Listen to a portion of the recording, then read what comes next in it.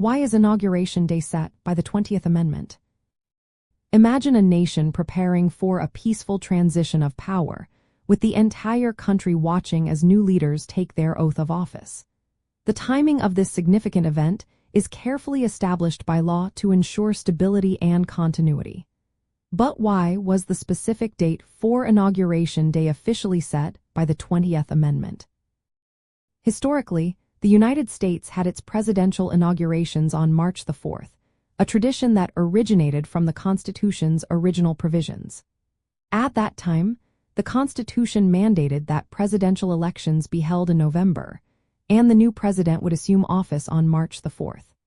This lengthy period was intended to allow for the certification of election results and the transition of government functions.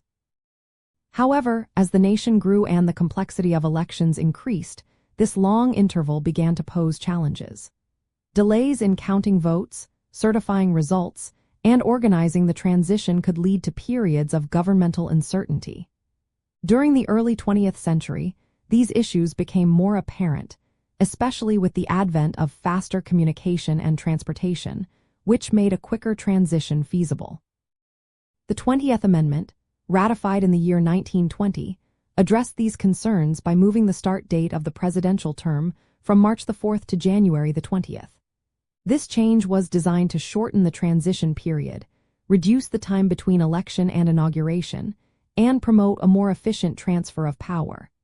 It also aimed to minimize the risk of governmental gaps or disruptions, especially in times of national crisis. The amendment specifies that the president and vice president shall assume office on January the 20th following a presidential election. It also clarifies procedures if a president-elect fails to qualify or if no candidate receives a majority of electoral votes.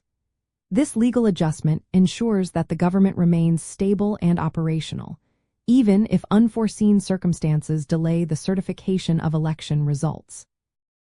In summary, the 20th Amendment set Inauguration Day on January the 20th to streamline the transition process, enhance governmental stability, and adapt to the evolving needs of a growing nation.